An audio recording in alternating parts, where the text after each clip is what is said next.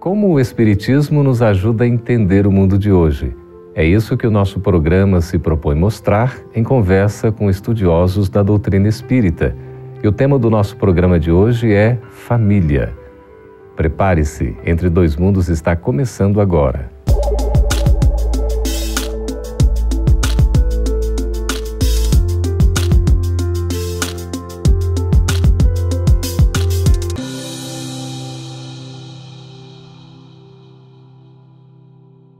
No lar, junto ao seio da família, o homem tem as primeiras oportunidades da vida. É a oportunidade onde se formam e se desenvolvem os princípios do amor e da fraternidade. Mas por que nascemos em determinada família?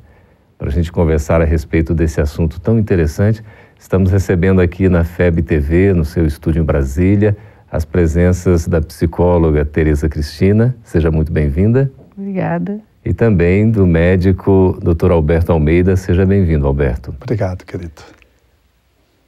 Cristina, há, assim, um porquê da gente nascer em determinada família? Com certeza. A família é o nosso principal laboratório de evolução. Quando há um planejamento reencarnatório, habitualmente alguns pontos são fundamentais para o êxito desse processo. E a família, diríamos que é o principal deles. Nascemos na melhor família para o nosso progresso espiritual. Pois é, Alberto, e a gente poderia entender que essas pessoas que se reúnem então em família estão todas cumprindo uma missão? Estão todas conectadas num projeto que é individual e é coletivo. Nos reagrupamos obedecendo finalidades que coincidem, mesmo considerando que dentro desses objetivos, às vezes coincide rever relações até antipáticas, animosas. Temos dentro da família, no contexto dos espíritos que vêm, almas que se afeiçoam, almas afins, e outras que trazem antagonismos, às vezes, para ser superados, multisseculares. Esse projeto é um projeto onde nós alinhavamos para que cada um alcance o seu objetivo e para que, como um conjunto, nós possamos alcançar um patamar possível dentro da perspectiva com que nós nos reunimos dentro de uma família. E qual é exatamente a finalidade da família? A finalidade é o aprendizado e a evolução, individual, como disse o Alberto, e também coletiva de todos que ali estão. A família é a primeira célula social da qual participamos. Então, a família tem como função a socialização dos seus integrantes, a preparação para a vida e o aprendizado da lei de amor. Evidentemente que dentro desse núcleo nós vamos ter experiências que vão nos marcar para essa encarnação e às vezes para todas as demais que teremos. A finalidade primordial da família é garantir o acolhimento dos seres em processo de evolução. Como é que a gente pode dizer, Alberto, que uma família é saudável? Ela é saudável quando nós somos capazes de poder estabelecer relações de conexão em nível de troca efetiva, quando o afeto ele é compartilhado, não só é permeado à intelectualidade, quando a espiritualidade ela compõe a estrutura daquela família calcada em princípios e valores de fé. Ela também se mantém saudável quando seus membros socialmente se ajudam um ao outro.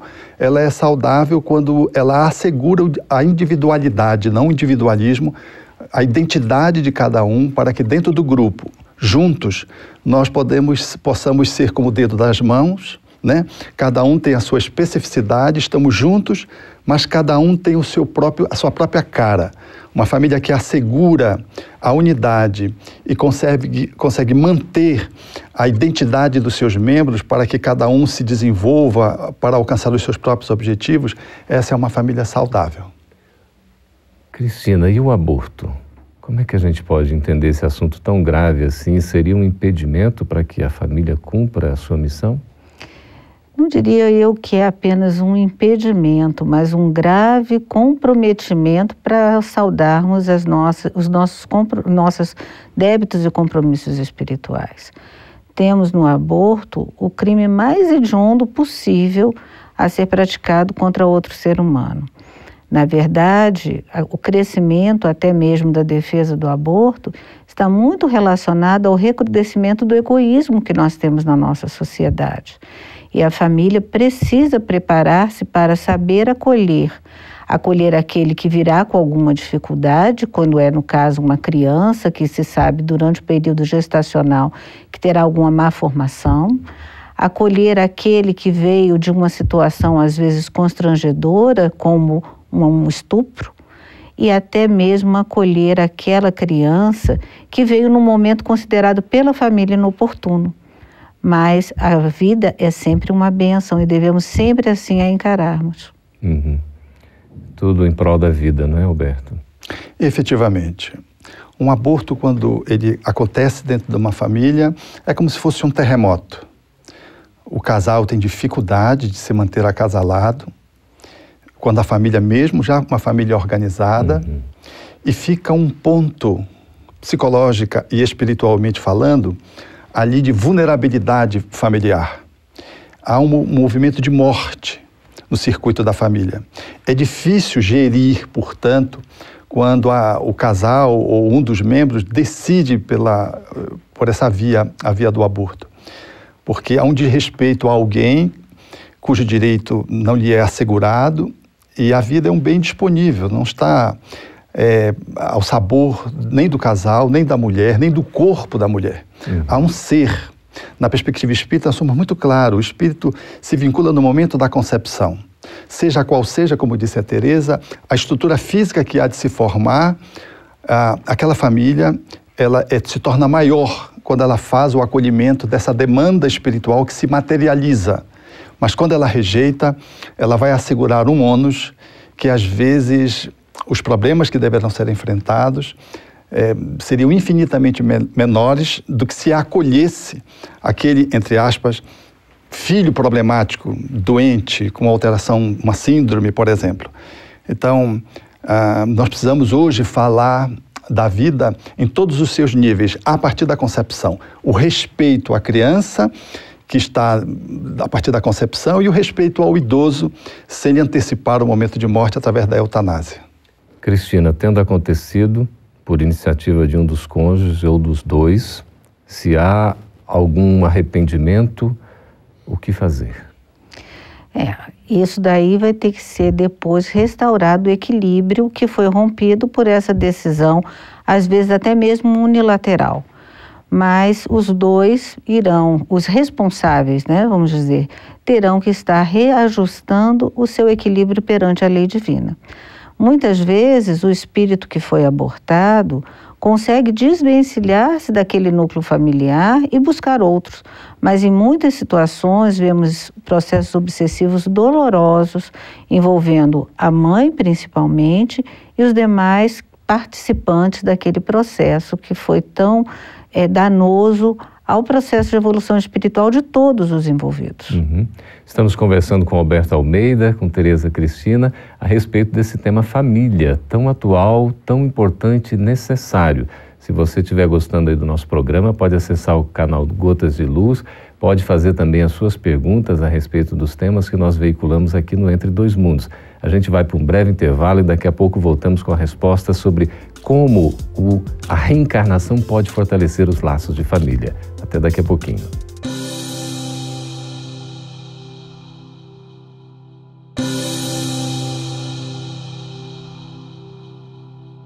Estamos de volta com Entre Dois Mundos e deixamos aí uma pergunta no ar sobre como é que a reencarnação pode fortalecer os laços de família. Alberto, a gente tem esses retornos, o espírito volta ao novo corpo, mas há um esquecimento. Como é que a gente vai comprovar que, de fato, a família está fortalecendo, a reencarnação, o nosso retorno está fortalecendo os laços de família? A gente não se esquece de tudo, não perde os vínculos? Como é que é isso? Allan Kardec propôs isso com muita sabedoria.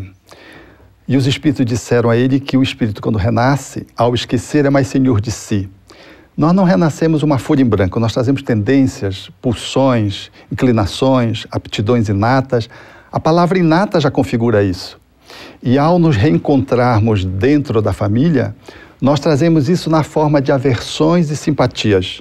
Porque se não tivéssemos o velamento do esquecimento, nos propiciando, portanto, recomeçar uma jornada, um novo ciclo, nós odiaríamos a quem a gente já estaria odiando, e a quem a gente amasse, a gente estabeleceria fixações. Então, a reencarnação, ela possibilita o amortecimento de fixações amorosas, apegos, e relativiza o ódio, trazendo apenas para uma aversão. Então, é possível a família se reconstituir, nós realinharmos determinados sentimentos e emoções e recondicionarmos um novo modelo de relacionamento na superação de conflitos ou na consolidação de afetos. Cristina, o conceito assim de família consanguínea para nós é mais fácil, né, de entender, mas existe família espiritual? Com toda certeza, as nossas afinidades não se encontram apenas na nossa família biológica. Reencontramos espíritos com os quais temos afinidades em diversos contextos, até porque precisamos ampliar essa nossa visão de família. O exercício começa no seio do lar, mas ele se expande para outros ciclos também que temos. Então, às vezes, um grupo de espíritos afins assume missões complementares, formando outros núcleos familiares, ou mesmo escolhendo reencarnar no núcleo familiar para auxiliá-lo. E esses espíritos se reencontram em relações sociais, de amizade, mas também podemos dizer que as afinidades espirituais transcendem esse conceito tão limitado da consanguinidade. Então, temos que estar alertas para isso também. Então, o fato da gente se esquecer do passado, de outras vivências, né, outras existências físicas, outras encarnações, é uma maneira de fortalecer os laços dessa família espiritual, Alberto? E de ampliarmos. Porque senão nós ficamos egoístas, achamos que a nossa família está circunscrita por paredes ou delimitada por parentela. No mundo hoje tão diversificado, onde há perseguição aos diferentes, aos negros, aos indígenas, considerar os aspectos étnicos ou religiosos, onde há tantos muros construídos, a reencarnação, ela mostra que eu como judeu posso reencarnar como palestino e vice-versa, eu como negro posso reencarnar como branco e vice-versa, rompendo, portanto, limitações que às vezes nos encastela dentro de processos egóicos, egoísticos, e nos distancia da construção de uma sociedade mais fraterna, mais justa, mais igual, mais solidária. Então, a reencarnação, ela dá um outro conceito para a família, sem negar a consanguinidade, mas propondo, suscitando uma ultrapassagem, uma transcendência, para que possamos ir para o além do amor de família, o amor de nação, para o amor à humanidade. Nós somos todos irmãos, Pai Nosso, somos todos irmãos. E vivemos nessa família. Estamos precisando amar um pouco mais uns aos outros, não? Com certeza, essa noção de amor calcada no respeito, na colaboração, na tolerância, que é tão necessária nos dias de hoje em que nós estamos, onde precisamos acolher aqueles que mais precisam de nós. Então, é importante que as famílias também trabalhem os seus participantes para vivenciarem essas noções de respeito, solidariedade, tolerância dentro e fora do lar.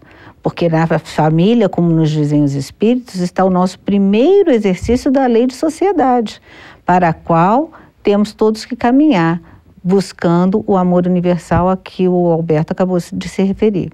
E a gente pode dizer, então, que a família, propriamente, é um exercício para esse amor universal. Sim, e é por isso que a gente se agrupa em família. Porque nós aprendemos a compartilhar no mesmo quarto, dividir os mesmos espaços. A criança com a outra, nesse subsistema dentro da família fraternal, que nós aprendemos a solidariedade, o respeito. É que a gente dá um soco no outro e o pai vem, vai ensinando justiça, respeito corpóreo. A gente não se machuca tão gravemente quando a gente é pequeno. Então é nesse processo da interação familiar, quando somos crianças, é que nós vamos aprendendo os requisitos fundamentais da cidadania futura. Então essa relação intrafamiliar, esse conjunto dessa microsociedade, ela nos ambienta para que mais tarde a gente faça a exportação dos caracteres que estão sendo ali determinados pelo processo educativo. Mas, Alberto e Cristina, por que existe ainda tantos conflitos familiares? Porque nós ainda vivemos um processo de involução ainda em relação ao que vamos ser. Estamos ainda num processo de transição de um mundo de expiação e provas, onde as famílias se reúnem bem mais por compromissos do que simplesmente por afinidades positivas. Então, isso é natural que ainda aconteça dentro do nosso contexto. Mas é importante também que a gente destaque a questão do egoísmo e do individualismo que está sendo hoje muito propagado. Como se em muitos momentos fosse incompatível o sucesso, o crescimento profissional e pessoal com o núcleo familiar. Vemos algumas ameaças em relação a isso quando as pessoas discutem que a maternidade e a paternidade podem atrapalhar um sucesso profissional e mesmo a propagação, em muitos casos, para as vivências só pelo prazer. Então, os casais se unem apenas para compartilhar aspectos positivos. E a vida familiar não é só composta disso. É também composta por dificuldades. À luz do Espiritismo, Alberto, o que pode ser feito dentro da família para que se tenha um equilíbrio maior, né, um entendimento na convivência, enfim, a família cumpra efetivamente a sua finalidade? Eu penso que a amorosidade é o pano de fundo que dá sustentação a que as relações possam se tornar cada vez melhores. As diferenças, os conflitos, os antagonismos, as contradições, elas não são más em si mesmas. A forma como se olha e o propósito que se estabelece na ressignificação das relações é que faz com que a família possa estabelecer um novo design, um novo contorno, uma nova movimentação. Todavia, a amorosidade, a família é um núcleo fundamentalmente, ele opera a amorosidade. Se a amorosidade não comparece, nós vamos ter uma família disfuncional.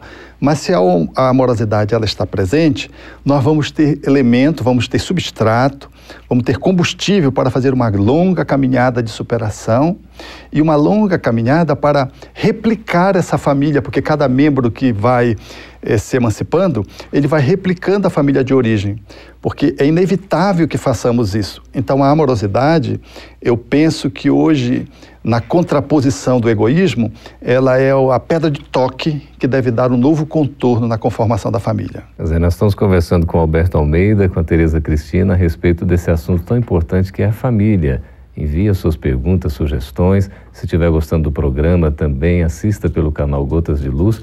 Nós vamos para um breve intervalo e voltamos já com as perguntas dos espectadores. Até daqui a pouquinho.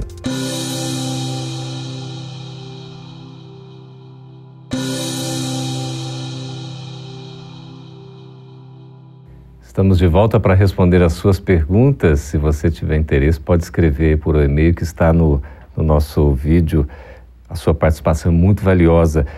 Cristina Rodrigo Oliveira, de Brasília, pergunta o seguinte: eu pedi para nascer na família em que estou? Bom, essa questão do pedir vai depender muito da nossa possibilidade de fazermos as nossas escolhas. Mas eu diria que você está naquela família com a qual você tem melhores condições de evoluir. Tenha você pedido conscientemente ou de maneira indireta pelas suas atitudes em encarnações anteriores. Os seus compromissos com essa família, seja para ampliação do seu amor ou para começo dessa relação amorosa. De qualquer maneira, não há o acaso. De jeito nenhum. Nascemos na melhor família para a nossa evolução. Nada de ficar reclamando que está na família errada. Não, nada de ficar reclamando que está na família errada. E muitas vezes a pessoa fica sempre procurando a sua família espiritual, esquecendo que a nossa família adequada e espiritual é aquela que estamos vivendo naquele momento. É muito bom, né? Às vezes, a criança ou o adolescente não quer ir ao médico, mas o pai que o ama leva-o mesmo a contragosto. Algumas encarnações, mesmo que não façamos a escolha, mesmo que nos seja imposta, ela o é mediante a intercessão daqueles que nos amam, para que a nossa necessidade real possa ser melhor atendida. Daí a fala da Tereza de que nós estamos na melhor família, não há como escapar disso. Roberto, agora do Rio de Janeiro, a Janaína Mendonça pergunta o seguinte: não converso há anos com minha irmã. Se eu morrer antes de fazermos as pazes, vamos nascer juntas numa próxima vida para nos perdoarmos? Não espere o tempo para fazer a confirmação da sua tese. Aceite a fala de Jesus que diz: reconcilia-te com o teu adversário enquanto estás a caminho com ele. para que ele não entregue ao juiz, que é a consciência, e ele aos oficiais de justiça, que são os espíritos, e te encerre na prisão, que é o novo corpo. Essa é uma tese, portanto, que Jesus propõe, o Espiritismo esclarece mais ou menos nessa perspectiva. É melhor dar um telefonema, lance um torpedo, um míssil, e comece abrindo-se para o outro o caminho do perdão, que é melhor para quem toma a iniciativa e faz.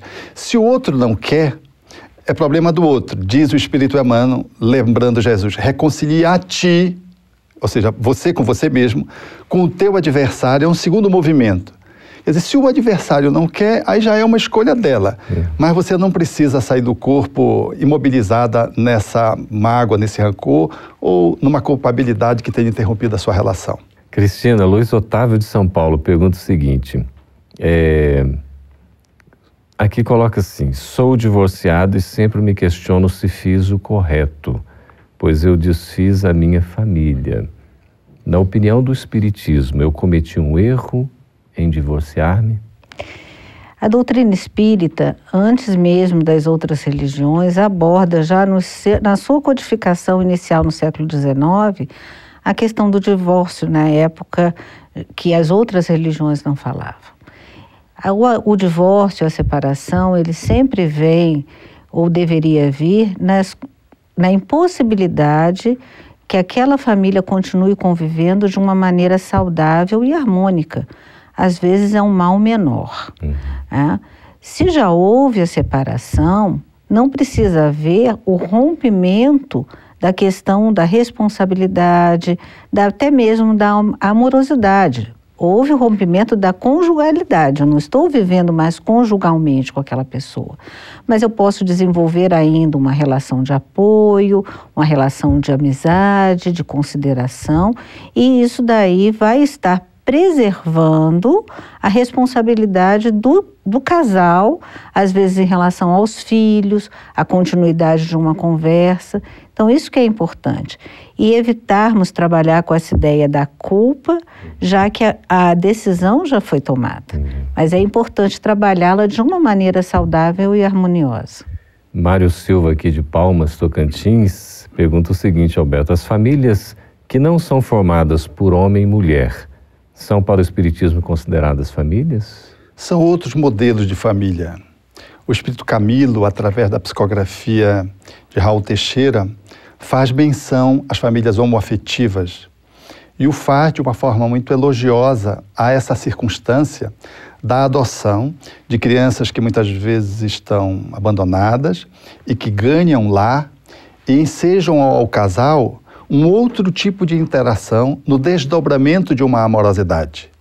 A família, ela deve se consagrar pelo bem que ela é capaz de produzir aos seus membros e à sociedade. Muito bom. Lúcia Neves de Cuiabá, no Mato Grosso, Cristina pergunta o seguinte, tenho 2 filhos adotados e uma família linda junto a eles. A mãe biológica, da qual eu desconheço, me deu a dádiva de ser a mãe deles. Será que ela e eu estamos pagando, entre aspas, por algo de vidas passadas? Olha, esse conceito do pagar algo de vidas passadas é um tanto quanto equivocado. Ela disse que constituiu uma família linda. Então, essa família não é uma dívida, mas uma dádiva. E essa mulher que permitiu a ela ter filhos, adotá-los, é também uma mulher merecedora do nosso respeito e da nossa confiança. Vamos imaginar que às vezes a maternidade vem em circunstâncias muito difíceis e a mulher que dá os seus filhos à adoção tem também um gesto grande de generosidade, não apenas com essas crianças, mas com as famílias que poderão adotá-las e serem mais felizes assim em conjunto. Maria do Carmo, Porto Alegre, Rio Grande do Sul, Alberto, pergunta o seguinte, irmãos gêmeos nascem para resgatarem alguma dívida relacionada à aparência da semelhança? As motivações que suscitam os irmãos gêmeos e os chifópagos, que são crianças que nascem integradas uma à outra fisicamente, em várias posições, elas variam ao infinito. Então, as motivações, elas precisam ser consultadas, avaliadas a partir da estrutura como se compõe. É natural que os chifópagos, eles tragam comprometimentos que os fazem prisioneiros um do outro, e a reencarnação se lhes impõe um mecanismo duro de revisão de contas internas para que eles aprendam efetivamente a fraternidade. Nascem como irmãos, mas aprisionados. Mas a dimensão dos gêmeos não chipófagos, eles comparecem dependendo de inúmeras circunstâncias que nós não podemos resumir a uma lei. Agora, é importante que os pais possam, apesar da semelhança física extrema, cultivar a individualidade de cada um. E aí a família tem um papel primordial durante essa trajetória que esses gêmeos enfrentam. O nosso tempo voa, né? Mas temos uma última pergunta aqui. Rodrigo Frois, de Brasília, pergunta o seguinte: Adão e Eva foram a primeira família da Terra? Foram a primeira família descrita, registrada, representando todas as demais famílias existentes. E aí nós temos dentro desse seio familiar a ideia de que um homem e uma mulher podem trazer à luz um outro filho, um filho, para poder formar esse núcleo familiar. Que maravilha. Conversamos com Alberto Almeida, muito obrigado por sua presença. Também a Cristina aqui, nos esclarecendo, né, na sua visão de psicólogo, e o Alberto de médico, sobre esse tema família. Obrigado, Cristina. Obrigada a você. Agradecemos também a sua participação, as suas perguntas, sugestões. Fique à vontade para continuar participando. Aí tem um endereço para você nos escrever. Se quiser também assistir a este programa e a outros, acesse o canal Gotas de Luz. Nós estamos à sua disposição. Até o próximo Entre Dois Mundos.